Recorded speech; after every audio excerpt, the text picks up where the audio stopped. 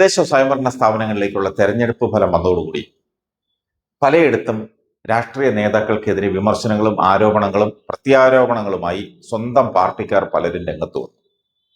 അങ്ങനെ ഒരു സംഭവമാണ് കൊട്ടാരക്കരയിൽ നടന്നത്. ഇവിടെ പ്രാദേശിക നേതാക്കൾക്കെതിരെയല്ല, ദേശീയ നേതാവിനെതിരെയാണ് ആരോപണങ്ങളും വിമർശനങ്ങളുമായി വിദ്യാർത്ഥി സംഘടനാ ഭാരവാഹി രംഗത്ത് വന്നത്. ദേശീയ നേതാവ് പാരവെച്ചതാണ് കൊട്ടാരക്കരയിലെ തിരിച്ചടിക്ക് കാരണമെന്ന് KSU കൊല്ലം ജില്ലാ പ്രസിഡന്റ് അൻവർ സുൽഫിക്കർ ആരോപിച്ചു. സംസ്ഥാനമാകെ വീശിയടിച്ച UDF തരംഗം കൊട്ടാരക്കരയിൽ ഇല്ലാതെ പോയതിന് കൊടിക്കുന്നിൽ സുരേഷ് MP ആണ് കാരണമെന്നാണ് ഫേസ്ബുക്ക് പോസ്റ്റിലൂടെ വിമർശിച്ചത്. പാർട്ടിക്ക് വേണ്ടി കഷ്ടപ്പെട്ട ചെറുപ്പക്കാരെ ഇല്ലാതാക്കുന്ന പ്രവൃത്തികളാണ് കൊടിക്കുന്നിലിന്റെ ഭാഗത്തു നിന്നും ഉണ്ടാകുന്നതെന്നും പാർട്ടി ഇല്ലാതാക്കി ജനങ്ങളെ വഞ്ചിച്ച് സ്വന്തം കാര്യം നോക്കി നടത്തുന്ന ഇങ്ങനെ ഒരു നേതാവിനെ പാർട്ടിക്കോ ജനങ്ങൾക്കോ ആവശ്യമില്ലെന്നും കൊടിക്കുന്നിൽ സുരേഷ് MPയുമായി ബന്ധപ്പെട്ട വിഷയത്തിൽ പാർട്ടി നേതൃത്വം കണ്ണു തുറക്കണമെന്നും അൻവർ പറയുന്നു. കേരളം മുഴുവൻ UDF തരംഗം. കൊല്ലം ജില്ലയിൽ കൊട്ടാരക്കര ഒഴികെ എല്ലായിടത്തും UDFന് വലിയ മേൽക്കൈ. കൊട്ടാരക്കര നിയോജകമണ്ഡലത്തിൽ UDF തകർച്ച സമ്പൂർണ്ണം. എന്തായിരിക്കും കാരണം? ആലോചിച്ച് തലപോയിക്കാനൊന്നും നിൽക്കണ്ട. ജനങ്ങൾക്ക് വേണ്ടാത്ത ഒരു ദേശീയ നേതാവ്, പാർട്ടിയെ നശിപ്പിക്കുന്ന ദേശീയ നേതാവിന്റെ ശിങ്കിടികളും തങ്ങൾക്ക് താല്പര്യം ഇല്ലാത്തവരെ ജയിക്കും എന്നുറപ്പുണ്ടെങ്കിൽ ഏതറ്റം വരെയും പോയി വെട്ടുക എന്നത് കാലങ്ങളായി ഇവർ നടപ്പാക്കുന്ന നയമാണ്. മാവേലിക്കര ലോക്സഭയിൽ ഞാനല്ലാതെ ആരും വേണ്ട. കൊട്ടാരക്കരയിൽ പാർട്ടിക്ക് വേണ്ടി കഷ്ടപ്പെട്ട സകല ചെറുപ്പക്കാരെയും ഇല്ലാതാക്കി നിലവിലുള്ളവർ പാർട്ടിയോടുള്ള കൂറുകൊണ്ട് തുടരുന്നുവെന്ന് മാത്രം. ജില്ലയിൽ കൊല്ലം കോർപ്പറേഷൻ ഭരണം ചരിത്രം സൃഷ്ടിച്ചു. കയ്യിലിരുന്ന കൊല്ലം ജില്ലാ പഞ്ചായത്ത് കലയപുരം ഡിവിഷൻ സീറ്റ് പോലും ദേശീയ നേതാവിന്റെ സ്വാർത്ഥത കാരണം നഷ്ടപ്പെട്ടു. പാർട്ടിയെ ഇല്ലാതാക്കി ജനങ്ങളെ വഞ്ചിച്ചു. സ്വന്തം കാര്യം നോക്കി നടക്കുന്ന ഇങ്ങനെ ഒരു നേതാവിനെ പാർട്ടിക്കോ ജനങ്ങൾക്കോ ആവശ്യമില്ല. ഈ ദേശീയ നേതാവിനെയും PAയെയും കൊട്ടാരക്കരയിൽ നിന്ന് ആട്ടി ഓടിച്ചാൽ മാത്രമേ നിയമസഭാ തെരഞ്ഞെടുപ്പിൽ നേരിയ പ്രതീക്ഷയെങ്കിലും വെച്ച് പുലർത്തിയിട്ട് കാര്യമുള്ളൂ. CPMനെ സൂചിപ്പിച്ച് ലോക്സഭയിൽ ജയിക്കും, പകരം നിയമസഭയും പഞ്ചായത്തും അവർക്ക് വിൽക്കും. ഏറ്റവും ശ്രദ്ധേയം, ദേശീയ നേതാവിന്റെ വാർഡ് പോലും ജയിക്കാൻ കഴിഞ്ഞിട്ടില്ല എന്നുള്ളതാണ്. ഗണേഷിന്റെ കോട്ടയെന്ന് സ്വയം വിശേഷിപ്പിക്കുന്ന പത്തനാപുരത്ത് 8-ൽ 6 പഞ്ചായത്തും 2 ബ്ലോക്ക് പഞ്ചായത്തും ജ്യോതികുമാർ ചാമക്കാല പണിയെടുത്ത് തിരിച്ചു പിടിച്ചു. പ്രിയപ്പെട്ട നേതൃത്വം കൊട്ടാരക്കരയിൽ ഇടപെടണം. ഞങ്ങൾക്ക് ഈ പാർട്ടി വേണം. അത് നിലനിൽക്കണമെങ്കിൽ ഒരു മാറ്റം അത് അനിവാര്യമാണ്. ദേശീയ നേതാവ് തന്റെ PAയും പാർട്ടി വിറ്റുതുലച്ചു. നേതൃത്വമേ കണ്ണു തുറക്കും. ഇങ്ങനെ പോകുന്നു അൻവർ സുൽഫിക്കറിന്റെ ഫേസ്ബുക്ക് പോസ്റ്റ്. ഇതിൽ നിന്ന് പ്രേക്ഷകർക്ക് എന്തു മനസ്സിലായി?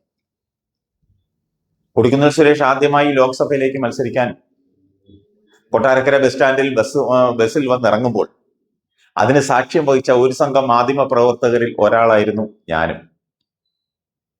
അന്ന് മുതൽ എനിക്ക് കൊടിക്കുന്നിൽ സുരേഷിനെ അറിയാം.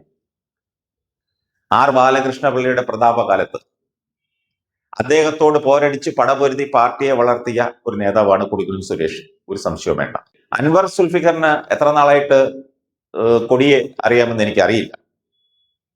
കൊട്ടാരക്കരയിൽ കോൺഗ്രസ് പ്രസ്ഥാനത്തിന് തലയുയർത്തി നിൽക്കാൻ എന്തെങ്കിലും അവകാശപ്പെടാനുണ്ടെങ്കിൽ അത് കൊടിക്കുന്നിൽ സുരേഷിന്റെ മാത്രം അധ്വാനവും വിയർപ്പുമാണ്. ഒരു സംശയവുമില്ലാത്ത കാര്യമാണ്. ഒന്നുമില്ലായ്മയിൽ നിന്നാണ് പാർട്ടിയെ കരം പിടിച്ചുയർത്തിയത്. അൻവർ സുൽഫിക്കറിന് അറിയാൻ വഴിയില്ല. ദേശീയ നേതാവായ CM സ്റ്റീഫൻ വരെ കൊട്ടാരക്കരയിൽ മത്സരിച്ച് തോറ്റ ഒരു ചരിത്രമുണ്ട്. കൊട്ടാരക്കര മുനിസിപ്പാലിറ്റിയിലെ തോൽവി മാത്രം ചൂണ്ടിക്കാണിച്ച് ഒരു ദേശീയ പ്രവർത്തക സമിതി അംഗമായ നേതാവിനെ വിമർശിക്കാനും പരിഹസിക്കാനും ഒരു വിദ്യാർത്ഥി പ്രസ്ഥാനത്തിന്റെ ഭാരവാഹിക്ക് എങ്ങനെ അതിനുള്ള ധൈര്യം വന്നു എന്നുള്ളതാണ് ചിന്തിക്കേണ്ടത്. അപ്പോൾ അയാളുടെ പിന്നിൽ ആരൊക്കെയോ ഉണ്ടെന്നുള്ളത് വ്യക്തമാണ്. പണ്ടും കൊടിക്കുന്നിൽ സുരേഷിന്റെ വളർച്ചയിൽ അസൂയ മൂത്ത് പലരും ഒളിഞ്ഞും തെളിഞ്ഞും അപകീർത്തിയുമായും പരിഹാസവുമായും വിമർശനവുമായും ഒക്കെ രംഗത്ത് വന്നിട്ടുണ്ട്. അവരൊക്കെ പിടിച്ചു നിൽക്കാൻ പറ്റാതെ മറ്റു പാർട്ടികളിൽ അഭയം തേടിയ ചരിത്രമാണുള്ളത്. പണ്ട് കൊടിക്കുന്നിൽ സുരേഷിനോ വളരെ കാലം കൊണ്ടേ ഒരു എതിർപ്പുണ്ട്. ഇന്ന് കൊട്ടാരക്കരയിലും പരിസര പ്രദേശങ്ങളിലും ഉള്ളവർക്ക് ഏത് സമയത്തും ധൈര്യമായി കടന്നു ചെന്ന് അവരുടെ ആവശ്യവും ആവലാതിയും പറയാൻ വേറെ ഏതൊരു കോൺഗ്രസ് നേതാവുണ്ട്? അതിന് പറ്റിയ നേതാവ് ആരാ ഉള്ളത്? ആവശ്യങ്ങളുമായി കൊടിക്കുന്നിൽ സുരേഷിന്റെ ഓഫീസിൽ ചെല്ലുന്നവർക്ക് നിരാശയോടെ മടങ്ങിപ്പോകേണ്ടി വരില്ല. അതുകൊണ്ടാണ് കൊടിക്കുന്നിൽ വീട്ടിലുണ്ടെങ്കിൽ ഒരു സമ്മേളനത്തിനുള്ള ആളുകൾ വീട്ടുമുറ്റത്ത് കാണാൻ സാധിക്കുന്നത്. കൊട്ടാരക്കരയിൽ വേറെയും ജനപ്രതിനിധികളും നേതാക്കന്മാരും ഒക്കെ ഉണ്ട്. അവരുടെയൊക്കെ ഓഫീസുകളിൽ പട്ടി പെറ്റിക്കിടക്കും. ആരും തിരിഞ്ഞു നോക്കുന്നില്ല. ഒരു പോലീസ് സ്റ്റേഷൻ കേസുണ്ടെങ്കിൽ പോലും ഓടിയെത്തുന്നത് കൊടിക്കുന്നിലിന്റെ അടുത്തേക്കാണ്. പിന്നെ കൊട്ടാരക്കരയിൽ ജയിക്കാതെ പോയത് കൊടിയുടെ മാത്രം കുറ്റം കൊണ്ടാണോ? വാർഡ് കമ്മിറ്റികൾ ശുപാർശ ചെയ്ത സ്ഥാനാർത്ഥികളെയാണ് നിർത്തിയത്. വ്യക്തിപരമായി ആരെയും കൊടി നിർത്തിയില്ലെന്നാണ് എനിക്കറിയാൻ സാധിച്ചത്. പറയാനാണെങ്കിൽ ഒരുപാട് പറയാനുണ്ട്. ഒറ്റതിരിഞ്ഞ് ആക്രമിക്കുമ്പോൾ ഒരു കാര്യം കൂടി ഓർക്കണം. ചരിത്രം ഒന്ന് പുറകോട്ട് ചികഞ്ഞു നോക്കിയാൽ അത് മനസ്സിലാവും. ഇത് കൊട്ടാരക്കരയാണ്. ശ്രീമാൻ ആർ ബാലകൃഷ്ണപിള്ളയുടെ തട്ടകം CPM-മായി ചേർന്ന് ഇപ്പോൾ മത്സരിക്കുന്നു. മന്ത്രി ഗണേഷ് കുമാർ വീടുകൾ തോറും കയറി ഇറങ്ങി വോട്ട് പിടിക്കുന്നു. കൊടിക്കുന്നിൽ സുരേഷിന്റെ വാർഡ് ഉൾപ്പെടെ കയറി ഇറങ്ങി വോട്ട് പിടിച്ചത് മന്ത്രി ഗണേഷ് കുമാറാണ്. ഇപ്പുറത്ത് UDF. ആ UDF എന്ന് പറഞ്ഞാൽ കോൺഗ്രസ് മാത്രമേ ഉള്ളൂ. കേരള കോൺഗ്രസിനോടും CPM-നോടും നേർക്കുനേർ ഏറ്റുമുട്ടാൻ കോൺഗ്രസ് മാത്രം. അങ്ങനെ ഒരു ഏറ്റുമുട്ടലിന് പാർട്ടിയെ പ്രാപ്തമാക്കിയത് കൊടിയുടെ മാത്രം കഴിവാണ്. പണ്ട് ബാലകൃഷ്ണപിള്ളയുടെ തോളിലും തണലിലുമായിരുന്നു ഇവിടുത്തെ കോൺഗ്രസ്. ഒളിഞ്ഞും തെളിഞ്ഞും പല പോസ്റ്റുകളിലും പറയുന്നു ചെങ്ങമ്മനാട് പാപ്പച്ചൻ, ജോൺ മത്തായി തുടങ്ങിയ നേതാക്കന്മാരുടെ പ്രവർത്തനം കൊണ്ടാണ് അന്നൊക്കെ അവരാണ് ഈ പാർട്ടിയെ വളർത്തിക്കൊണ്ട് വന്നതെന്നൊക്കെ. അവരൊക്കെ ഉണ്ടായിരുന്നു. അവരെ ഒന്നും മോശപ്പെടുത്തുന്നില്ല.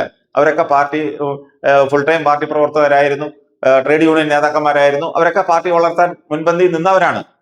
പക്ഷേ അന്നെല്ലാം UDF എന്ന് പറയുന്നത് കോൺഗ്രസ് രണ്ടാം കക്ഷിയായിരുന്നു. ആദ്യത്തെ കക്ഷി ബാലകൃഷ്ണപിള്ളയുടെ കേരള കോൺഗ്രസ് ആയിരുന്നു. ഞാൻ നേരത്തെ പറഞ്ഞ പോലെ ബാലകൃഷ്ണപിള്ളയുടെ തോളിലും ആ തണലിലുമാണ് കോൺഗ്രസ് പ്രവർത്തിച്ചിരുന്നത്. ഇപ്പോൾ തലയുയർത്തി ഇന്ന് പോരാടാൻ പ്രാപ്തമാക്കിയതിന് കൊടിക്ക് കൊടുക്കണം ബിഗ് സല്യൂട്ട്.